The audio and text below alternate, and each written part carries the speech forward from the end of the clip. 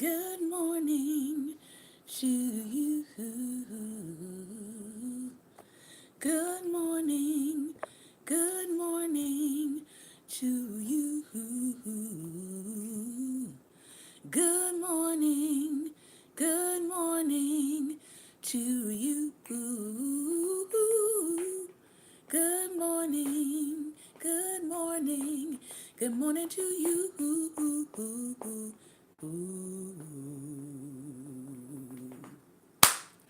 Good morning, good morning, good morning.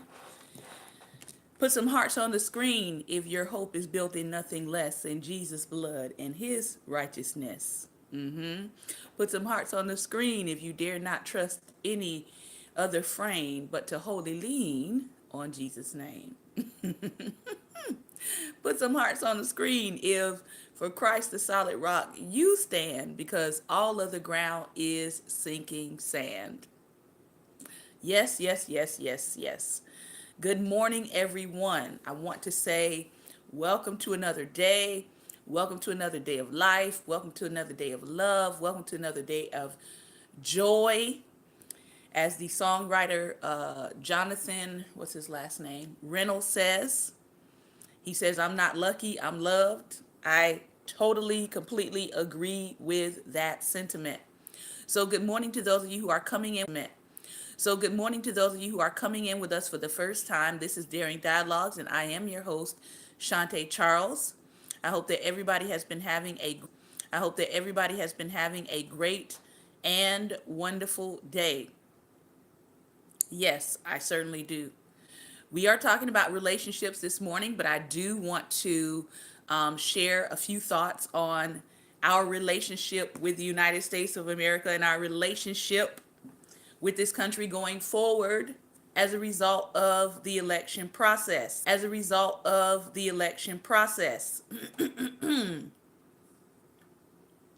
Good morning, Lady Judy. Good morning, Lady Ravonda. I have some faithful YouTubers who always show up to comment. Good morning, Lady Ilana. Good morning, Lady Barbara. Good morning, Pastor Ben. Good morning to each and every one of you that are strolling and scrolling by, who maybe you just are tuning in because you want to see what this weird girl is doing every morning at 11 a.m. That's fine too. We see you as well. We just say good morning to everyone.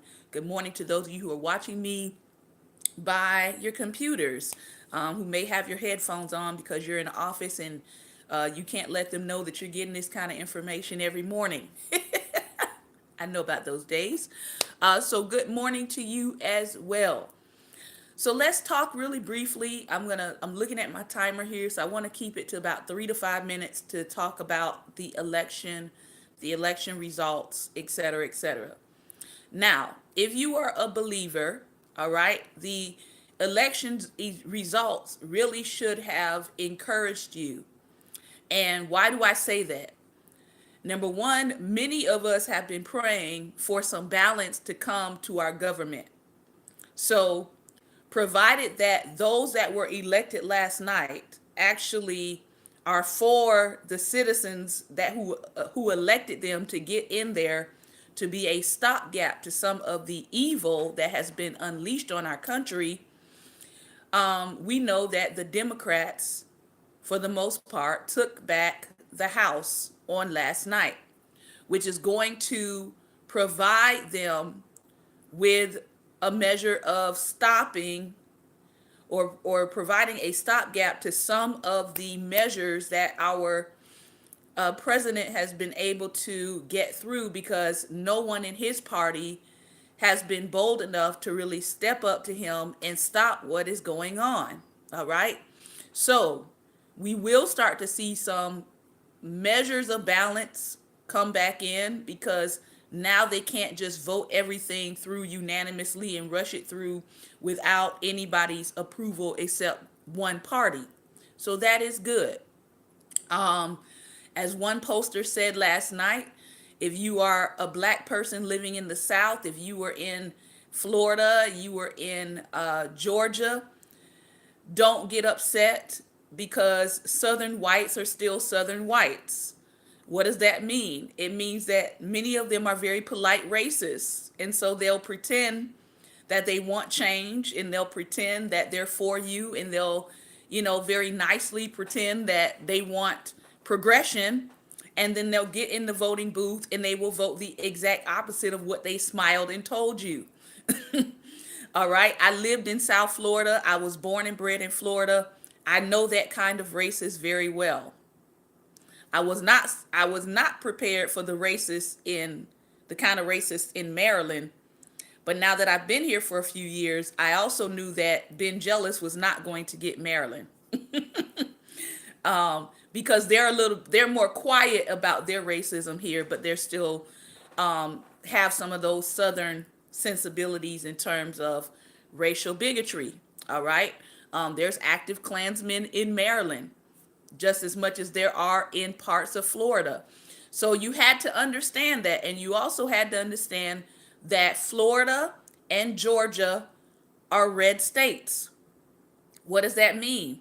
It means that as far as Abrams and Gillum were able to get, that was pretty amazing for them to be able to even pull off the percentage of the votes that they pulled off in those states. You also have to understand that Florida is kind of like a retirement state where the wealthier, older white people who lived through and probably participated in some of the actions against civil rights, that's where they park it for retirement. So he was dealing with and coming up against a lot of different factors. But I do say hats off to those who did get out, who did make their presence known, who did make their voices heard. In Florida, one of the most monumental things happened with their amendment. All right. So no, they didn't get the governorship. No, they didn't flip the governorship from a bigot, because that's what DeSantis is. They didn't flip that, but come 2020, they will have an added 1.5 million people eligible to vote. And so what I would encourage Florida to do, especially those who are planning to stomp for Florida, all right, I would be encouraging you to gear your voter registration efforts towards those who have been newly released and who now are eligible to vote. You've got 2 years to get 1.5 million people registered to vote. That should excite you, all right? Because they know who has been trying to withhold them from receiving their restored rights. So that should be a no-brainer, all right? So I encourage Florida. I know that I have a couple of relatives that are now eligible to vote. I'm going to be on them about getting registered so that they can participate in 2020. All right. Also, over 200 women, probably close to 300 women, I believe, ran for public office this time around. That is encouraging because women didn't just hear the vitriolic rhetoric that has gone on for the past 2 years. They actually said, we've got to get our representation in there too, because if not, we're going to continue to have men in there who vote against or who create legislation that disproportionately impacts women, right? So out of those over 200, probably close to 300 women that ran for office, I believe 100 of them were actually elected. So that is powerful because for the first time, this is going to be, I think they said, the most diverse in terms of race, well, in terms of ethnicity, in terms of faith beliefs, and in terms of gender. This is going to be the most diverse Congress that we've had ever, which means that our president is going to be able to have some pushback in front of him and not just a sea of white male faces looking at him and agreeing with everything he says. And so I think that those things are important. A lot of people got into the whole, why are you all shaming people by recalling what your ancestors went through in order for you all to go and vote? Well, that's probably one of the most ignorant statements I have ever heard. All right. I'm just going to say that. No one is shaming you by reminding you of what your ancestors went through in order to obtain a vote. That's history. It's facts. Now, if you choose not to participate in the election process, that's on you. But if somebody is presenting the facts to you that yes, they were beat, yes, they were killed for going door to door trying to register people to vote. This actually happened. It's facts. All right, hashtag facts. Yes, people were threatened with bombs. Yes, they tried to bomb churches where black people were meeting to organize for their rights. What else? Lots of things happened in regards to voting. Yes, there was a poll tax where black people couldn't just vote for free. They actually had to pay to vote. Yes, there were actually literacy tests where not only could you did everything you could to register, then you had to pay a poll tax, and say you could afford the poll tax, then you had to take a literacy test, and even if you got all the answers right, sometimes they would tell you your answers were wrong and still wouldn't let you vote. So yes, we should be remembering what our ancestors went through in order to participate in this process. Now, what's even more interesting is the 15th Amendment, all right, which gave black people the right to vote, actually gave black men the right to vote. It wasn't until later that women earned the right to vote, all right, through the women's suffrage movement. So what does that mean? That means out of all the people who were allowed to vote, the black woman was still the last of the last to be able to vote. And so I'm very excited that there are black women who are now running for office, winning office, and now have some more representation for black women in office. There are also some Native Americans up there now. All right. What else? So this whole notion of telling people don't remind me of what my ancestors went through in order for them to participate in the process. I don't see other people looking at what their ancestors did as a point of shaming. Because you know who else participates in honoring their ancestors? Everyone who gets out there to vote, who claims Thomas Jefferson as their hero, and Nathan Bedford Forrest, the founder, one of the founders of the Ku Klux Klan, as their hero, and Robert E. Lee as their hero. They're honoring their ancestors.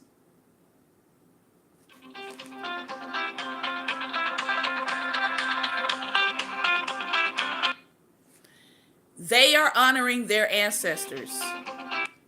I don't know who's calling me right now, Lord Father God. So, the reality is they are honoring their ancestors. Thank you, Pastor Ben. They should be ashamed for not wanting to remember the sacrifices that the people who came before you made. So don't tell me that I'm shaming you because I'm giving you the facts about what people went through and had to go through and had to engage in order to participate in the voting process. Now, everybody claims that they want to start a revolution. Everybody claims that they want to be radical. Well, during their time, the revolution was the right to vote. And they started a revolution. And many of them were beaten, jailed, and literally died to start that revolution so that you could calmly sit in your air conditioned, drink your coffee or your lemonade or your hot tea and say, I don't feel like voting today. They gave you that revolution. They gave you the right to refuse whether or not you want to participate in the process because they didn't have the right of refusal because they were completely excluded.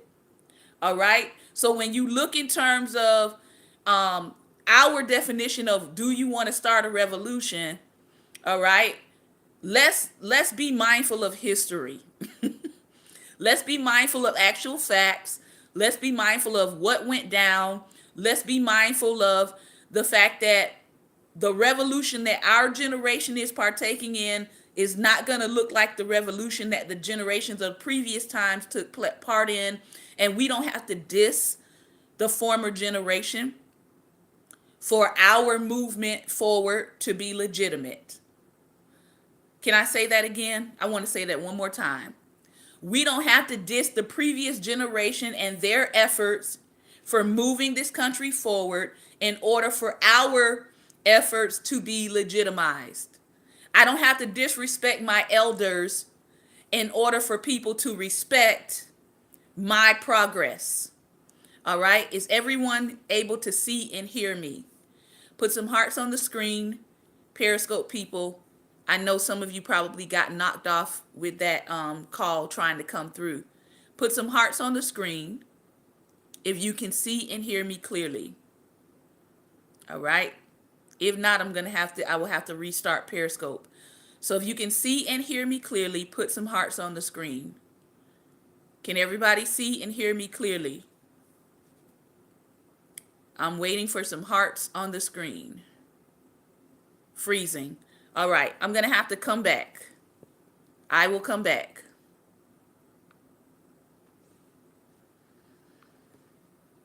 Thanks for letting me know, Kenyatta, because nobody could say anything on the other side. I hate when people call me in the middle of a broadcast. I come on every day at the same time, Father God.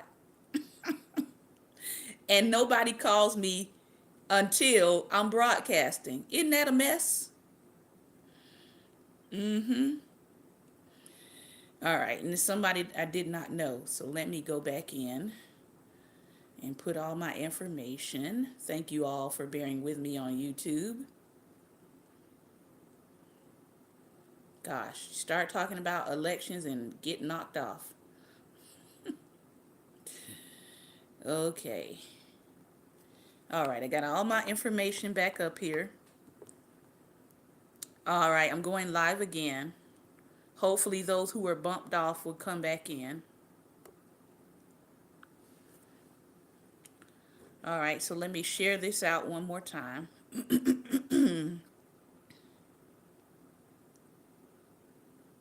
Here I have some delay in picture. Okay. All right. Let's see. Okay, can everybody see and hear me now? I see hearts on the screen. Hopefully that's a good indicator. All right. Okay, so that's really what I wanted to say about the elections.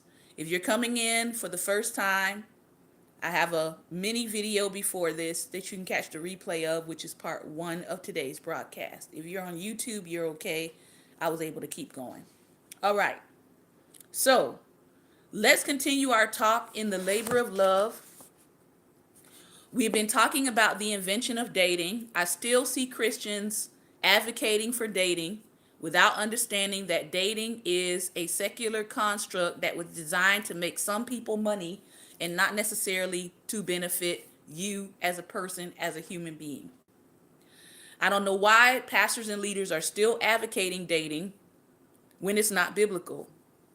And then they say, we don't understand why people's relationships are becoming shipwrecked. Well, you keep advocating for something in their life that's not biblical. All right? So, if you want to know where dating originated, why it was put into place in the first place, who benefited from it financially and economically, I'm going to ask you, if you're a pastor or a leader leading people, I'm going to ask you to pick up this book, Labor of Love, and read it. All right? So you can stop walking people into a ditch that they're going to fall in, and then they're going to come back and blame you. I know. Okay? Right now we're on the chapter called Protocol. And we talked about how when the AIDS epidemic hit, how at first people assumed it was just something related to homosexuality and the lifestyle of sodomy.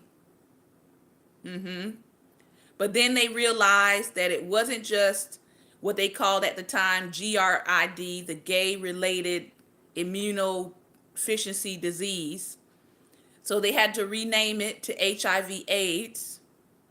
And then after that, our country waited about 4 years before they actually started to address what was happening with this disease and epidemic. And by that time, it had killed scores of thousands of people. And so, because our country had a late reaction time with actually trying to address it and bring forth preventative measures, many people died that probably may have lived today had they started research and awareness and all those things earlier. All right. Now we're talking today about, because of this, and it was already happening in public schools, but the education around sex began to get ramped up because of AIDS and HIV. So we're going to talk today, and we're going to hopefully close out this chapter about what happened with schools, how did that affect protocols with teaching.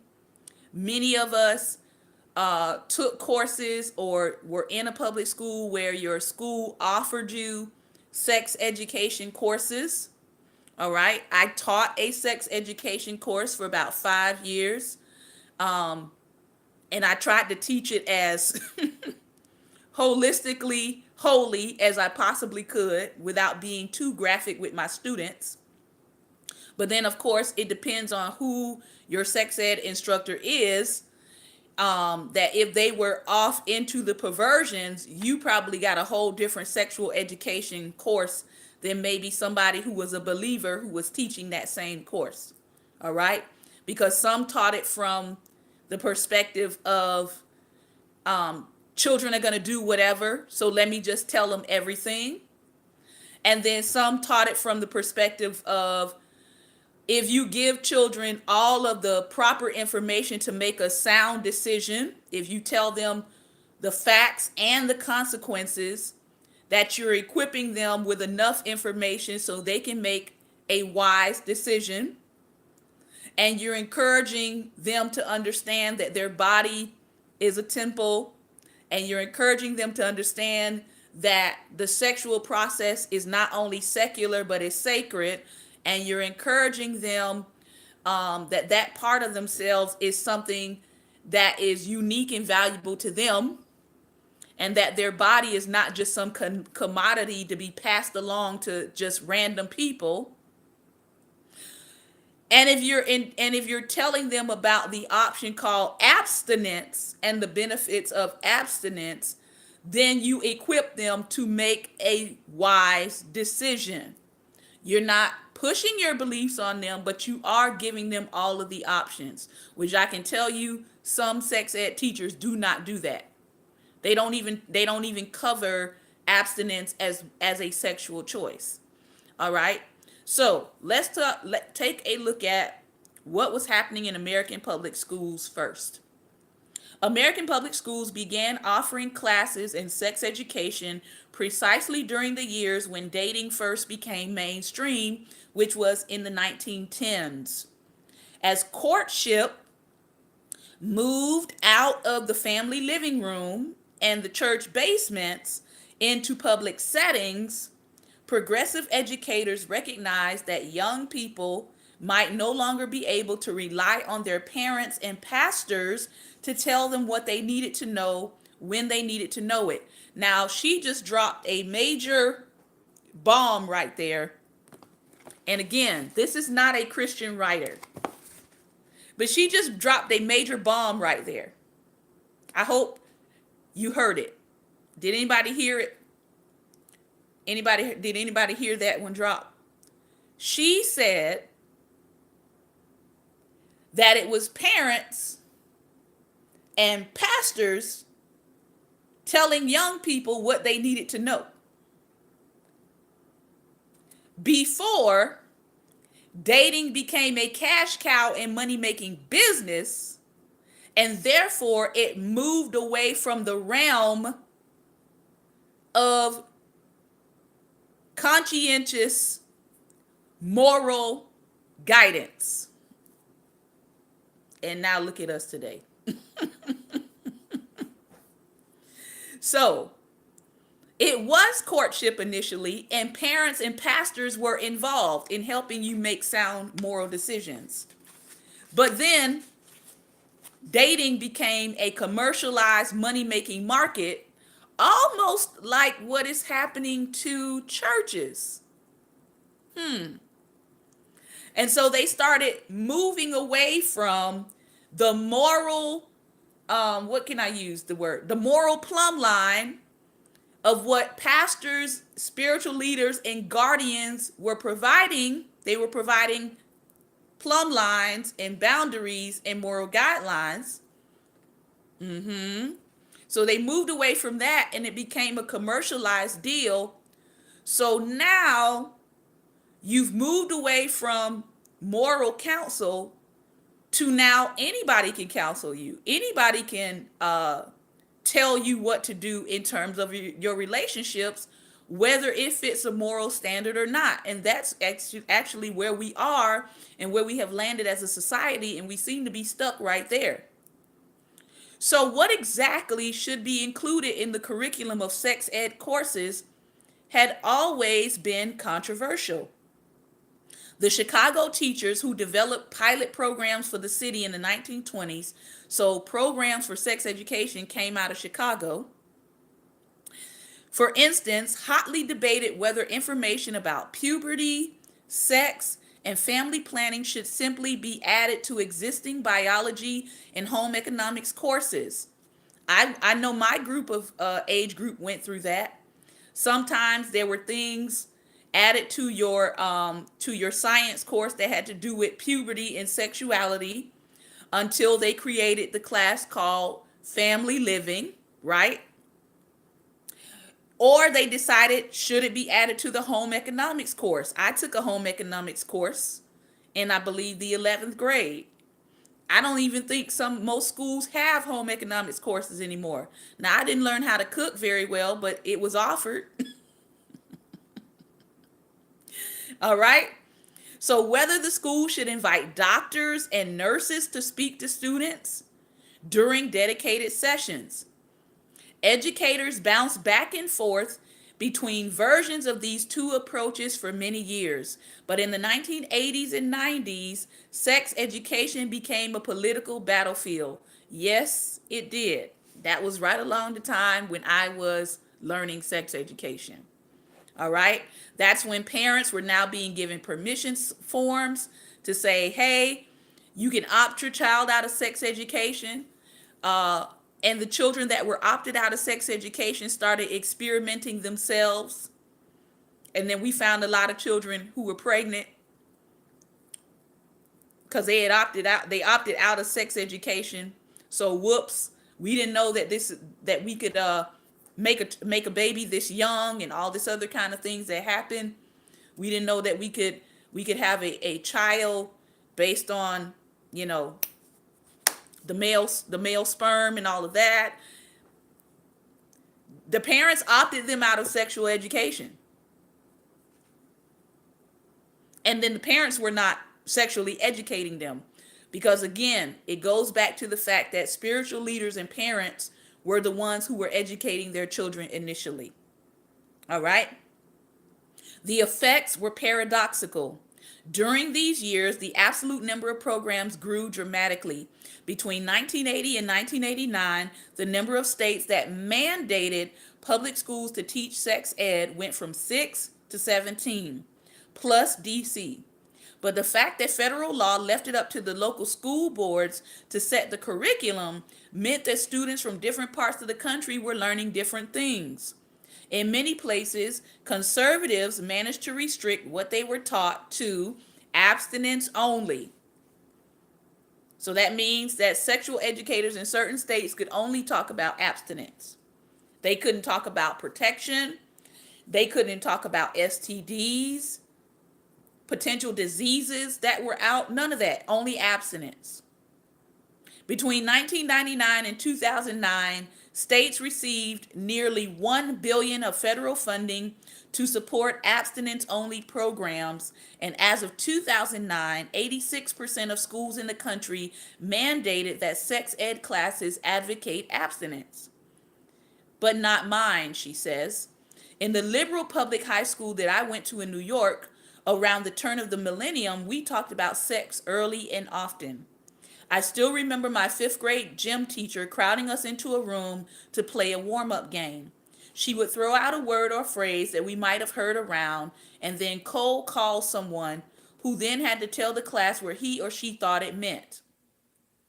Words like boner, wet dream, she would throw out these words. The entire room would squirm, trying to avoid catching her eye so they would not have to answer what these words were about, while trying to look like we were not avoiding it because that would get us called on for sure. I humiliated myself when I guessed that oral sex meant talking about sex or maybe using a tape recorder.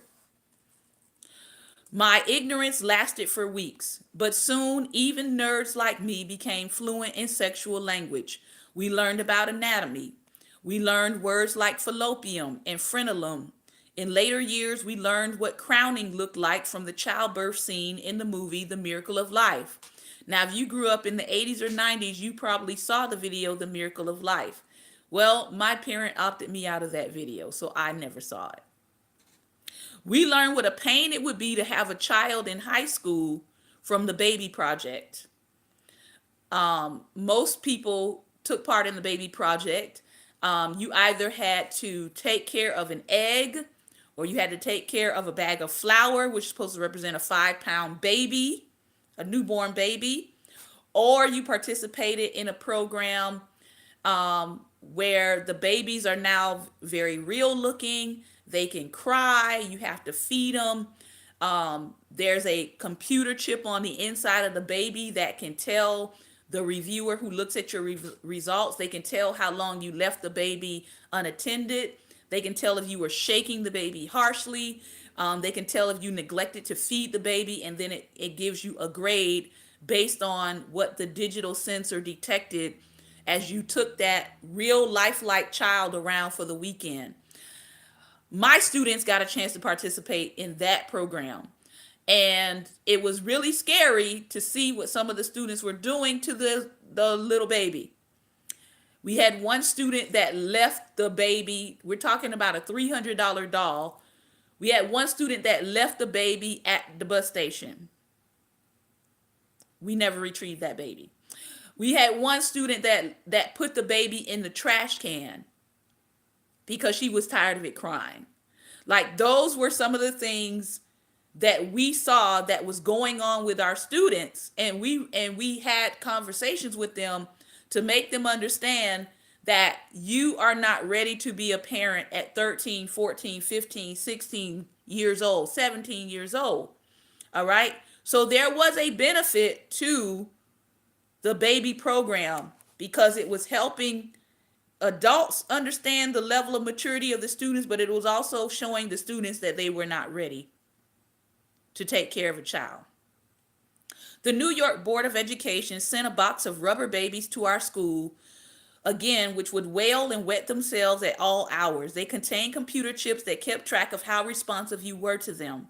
When one of our babies started howling on the subway, a group of fellow teen passengers snatched it and beat it against a pole. This is her experience.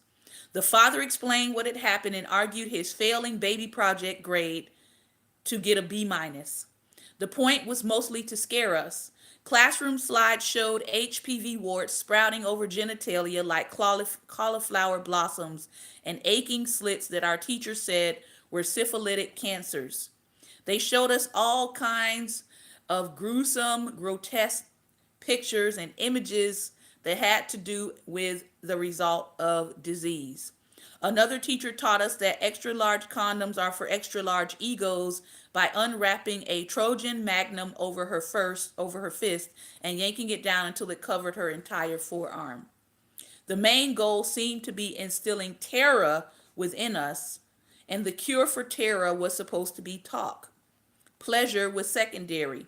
Still, fear can edge its way toward desire, and wanting to know more becomes its own perversion.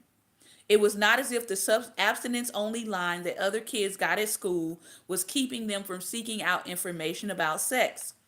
More and more of us across the United States could find out what we wanted from cable television, from documentary shows like Real Sex and Sex in the 90s, explicit shows like Sex in the City, or pay-per-view pornography, pornography on the internet, pornography through YouTube. All of these avenues of presenting sexual activity to young people was starting to open up. Otherwise, we could learn free from the internet, and many became autodidacts. Audiodidacts. Many became addicted to pornography because of the online searching that they were doing to try to figure out what sex was, how it operated, and all of those things.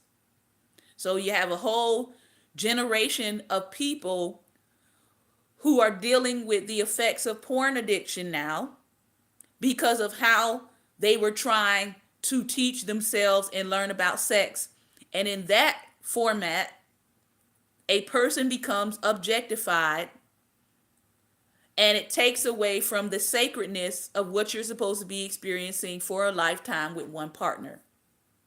So now we have a generation working through the damaging, destructive effects of pornography. AIDS forced Americans to develop a shared, detailed language for talking about sex. Programs like My Health Class institutionalized it. The internet made it possible for anyone to join the conversation. As a searchable repository for information about sex practices, it helped further standardize the ways they were described. And it served as an infrastructure over which new subcultures could develop. The computer dating pioneered in the 1960s and the video dating that followed it harnessed the power of machines to match people who lived near a particular database. These services were limited by geography. Project TACT could only connect daters who lived on the Upper East Side. Today, for singles, could connect only daters with herpes to other daters with herpes in the DC area. The reach of any of these particular services were limited, as we saw in the last chapter. In the 70s, sociologists reported that one of the main reasons the couples formerly committed to free love had retired from swinging was that it took so much time and effort to find other couples who were game. Swingers had to place personal ads, sort letters, send photographs, spend weekends driving to meet one another for coffee before they desired or decided to go ahead with a liaison. A decade later, if you knew how to use the right discussion pages and listservs, you could arrange real life meetings with umpteen other couples without ever having to leave your desk. So one of the things that the internet did was it made it easier for people to participate in illicit sexual activity. The internet created new models for romantic relationships. It didn't say the models were healthy. It didn't say the models were holy. They just created access to new models for different kinds of relationships. You might say that it turned sexual and romantic energy into connectivity and relationships into interactions and transactions, which is why when Periscope first came out, one of the first subsets of people that jumped on using Periscope was the porn industry. And the 1-800 sex line sex talk people. They gravitated to Periscope because it was a free app. It allowed them to talk. It allowed them to enact sexual things through video. And they would leave their pay link up and they got paid. So even on Periscope now, you'll see a lot of sex industry workers are on Periscope because they don't have to travel anywhere. And if you want to see them, you have to pay more money, but they are getting clients through these different avenues now. All right. In the eras of the petting party and the steady, national advertising campaigns and nationally distributed magazines, books, and movies created archetypes for all daters to follow.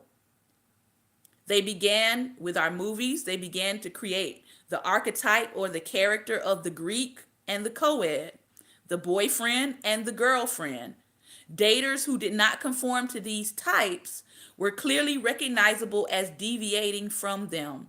They were either not dating or they were juvenile delinquents. But in an age of protocols, there were suddenly infinitely many ways that one might date. They even have had movies on it, right? I think there was a movie called The Hookup. There was a movie called Friends with Benefits. So even the language of the culture began to get carried over into movies and entertainment, and people began to act out what they saw on screen, thinking that this is the way relationships are supposed to go. So when people say it's only entertainment, well, you have to convince the thousands of people who are operating their lives like they are living in a movie. Booty Call, thank you. It's a whole bunch of them. What's the one? The first one with Spike Lee and interracial dating. I can't remember the name. Jungle Fever, right? So these terms that were in the culture at the time began to be brought over to movies. Jungle Fever, Booty Call, Friends with Benefits, You've Got Mail, right? That was about meeting people and connecting to people online through email. So our culture began to reflect some things that movies then took and expanded and then projected back out to us, and people started living their life like they were a movie character. They started treating their relationships like they were a part of a movie scene.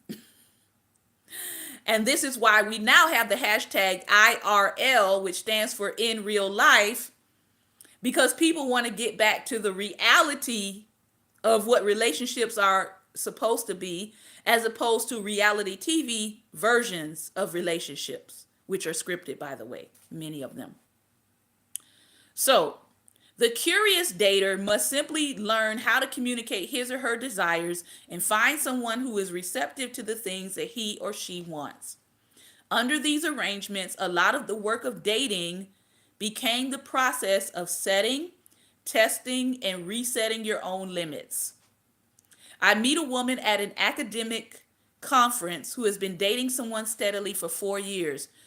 Very good example, Lady Ravonda. Lady Ravonda on YouTube put up 50 Shades of Grey.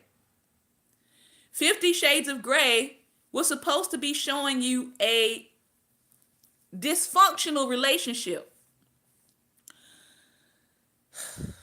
That's a whole other conversation. But now you have people thinking that 50 Shades of Grey is normalized sexual behavior, and it's not. I didn't read the book. I read descriptions of the book. I read articles on the book. I didn't see any of the movies because I recognized when somebody was trying to present abuse as a sexual relationship. But they had a trilogy where they ended up getting married. Married or not, some of the things that he was doing was abuse, tacked on as romantic excitement. All right?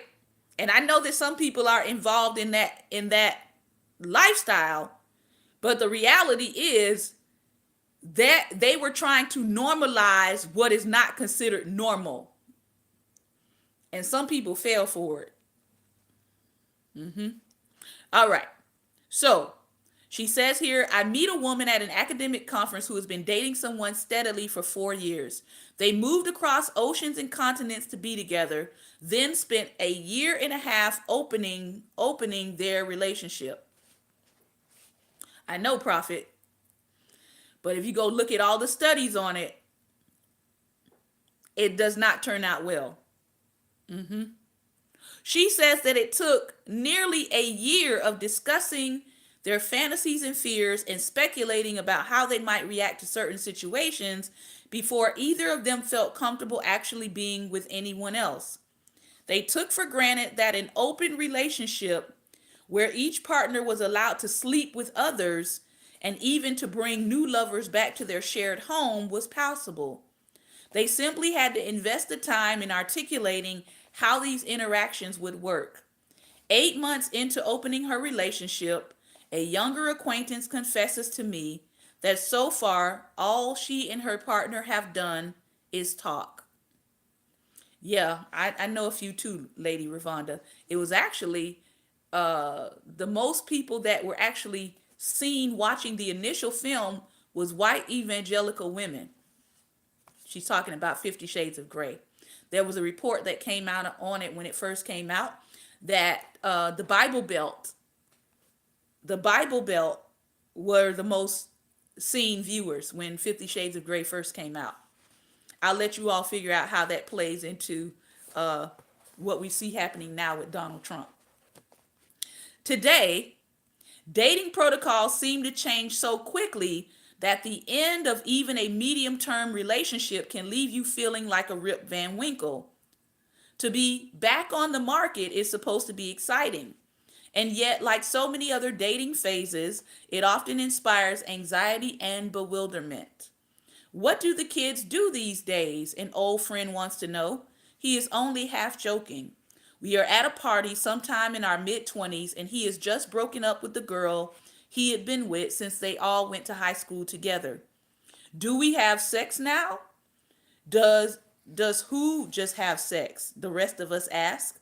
Like, on what date is it normal to have a sexual relationship at our age?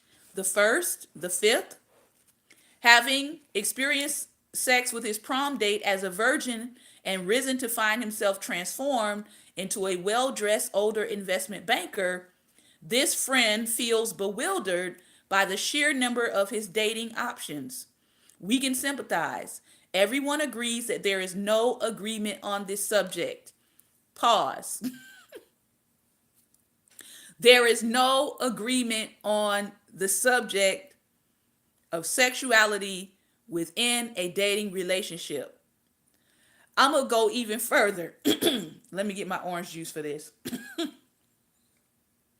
I'm going to take it one step further. There is not even no agreement on the process of dating, even within the Christian community. I see some people saying, wait 3 months. I see some people saying, wait 6 months. I see some people saying, after 2 weeks, if you don't know, then you just need to kick them to the curb. I see some people saying you should be dating several people at one time. Again, there is no agreement on this subject at all. Am I right, Prophet? Any other men on here who can vouch for that statement? There's no agreement on this subject. To be adult today is to become responsible for determining the rules under which you will date. Here is a defense that many people use when they're under the process of dating. I never lied to you.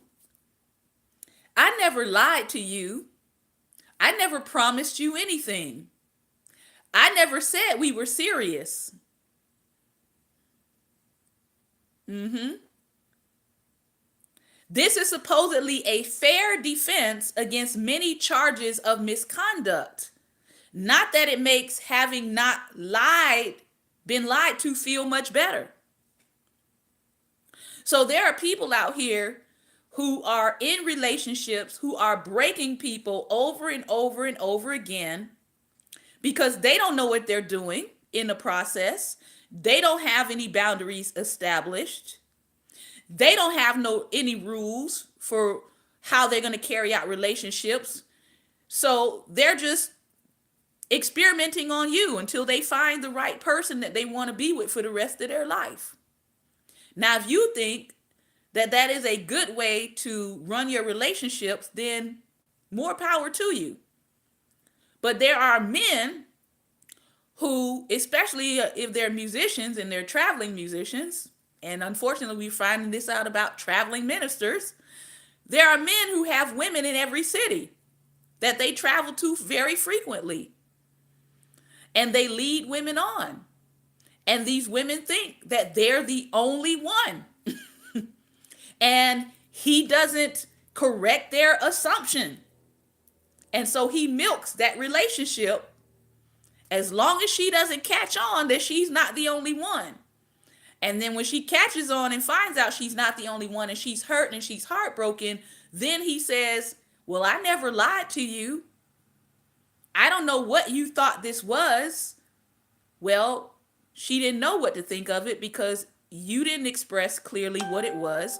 There were no boundaries laid down, and there were no rules by which you all were abiding by. You all just said, let's just hang together and let's just see where this goes. Listen, ladies or gentlemen, run. If anybody wants to start a relationship with you by saying, let's just hang and see where this goes, run.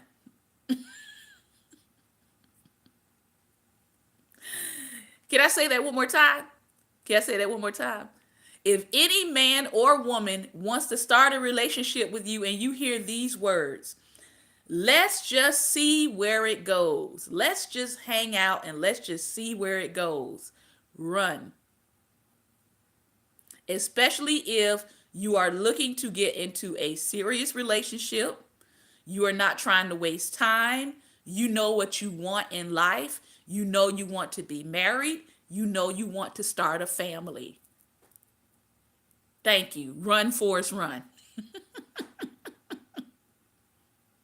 Pastor Ben says, tell them to kick rocks. I wouldn't tell them to kick rocks. I would tell them to go back and stand on the rock and go get some stability about your life. All right? We're not wasting time. Listen, like I told you all before, when I gave up dating at 18, all right, I told the Lord, I am not playing no games. I am not going to do it. And people thought I was joking, but I was very serious. I was like, I'm not doing this. I was the person that had several boyfriends from 14 to 17. When I recognized at an early age that that was not working, I said, we're not doing this no more. Done. And I took my request to the Lord. I said, Father, I want to be married. I'm not going to be out here just seeing people randomly. If he's not serious, then let me know. Because I don't do dating. And I would tell the gentlemen who would approach me, I would tell them, I don't date. So if you're looking for dating, I'm not the one. Move on. Okay? And I kept that stance while focusing on my education, while preaching, open air on campus, minding my business, serving the Lord.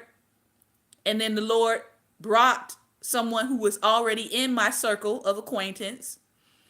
And then I got engaged. I got engaged at 19.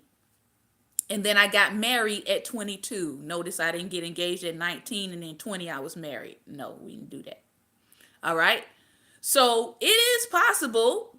But again, do you have some standards and some boundaries and some rules set for your own life? All right? Do you? That's the question. Because if you don't set the boundaries, then you're literally liable to wind up with anything and anyone. And unfortunately, many times we pick the first thing that is presented to us because we're so happy that somebody paid us some attention and noticed us. So you will hear people, when they get involved in misconduct, many times they will use the line, I never lied to you. Or, I don't know what you thought this was, but I never told you that. I never said that we were in a relationship. We were just chilling. We were just Netflix and chilling. So, what does she say here? We must each spell out the terms of our own romantic encounters. That means you need to have your own boundaries of who you want to get involved with. How long do you want to give them your time before you have them to make a decision about you? Are you going to give somebody a year of your life to play around with before they decide to tell you you're not the one? Are you going to give them 6 months, 3 months, 30 days? That's going to be a decision you have to make. Then there's something called the caveat dater. Many people my age first learned how to online. And we're running out of time, so I really don't want to get into the caveat dating scene.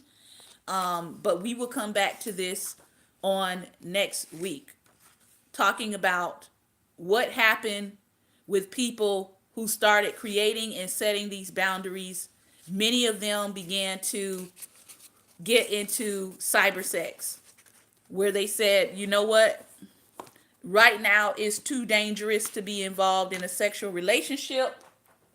And so cyber sex began to be a booming business, because people were saying, I would rather just pretend than be in a real relationship right now. So we will talk next week about the advent of cyber sex into the dating scene. This has been another episode of Daring Dialogues, and I've been your host today, Shantae Charles. I hope that I have said something that was enlightening, that was informing, and that if you are a single person in today's world, I understand it can be difficult and it can be complex in terms of navigating this relationship scene and this relationship life. But you do need to start thinking about, what are my personal boundaries? What are deal breakers for me? What will I not allow someone to do to me? Will I allow someone to treat me like a booty call? Will I allow someone to treat me as friends with benefits? And unfortunately, we have to say this even in Christendom now, because there are a lot of Christians who are sexually active. Like, they're not, unfortunately, they're not being taught that they're supposed to be holding their body in sanctification and honor. Some of them are being taught that it's okay to fornicate. So again, along with getting to know a person, you need to be asking them questions. If you're interested in them in a long-term covenant relationship, you need to be asking them, what do you believe about these things? What do you believe about homosexuality? What do you believe about open relationships? What do you believe about open marriages? What do you believe about swinging? Do you believe in multiple partners within a covenant relationship? Unfortunately, you have to ask these questions now. You cannot just assume that the person that is before you shares the same views on sexuality and sexual health as you do.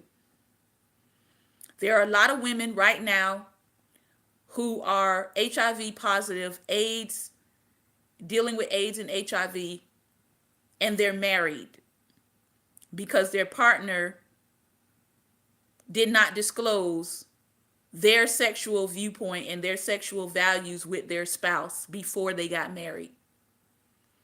And then they went out, practiced unsafe sexual practices, and now their wives, who were in a committed relationship with them, thinking that they had married someone who was going to be with them and them alone, their wives are now HIV positive. Vice versa. Men who married women who didn't realize that the woman that they were marrying was bisexual and that they were attracted to men and women. So now you have men in marriages where their wives are stepping out on them with other women, and they're ashamed to even deal with it or even speak on it because they didn't expect that they would be in a relationship that was supposed to be a marriage between two people. They didn't realize that their spouse was going to be stepping out on them. So that's why, even though some people don't want to have these kind of conversations while they're in the courtship process or while they're in the getting to know you process of a relationship, you need to be having these conversations. You might feel uncomfortable having them, but you need to have them. All right? You need to have them. So, again, I want to thank you for your time and attention. Remember, light is the most daring opposition to darkness. So please go out today and be light. Take care and God bless.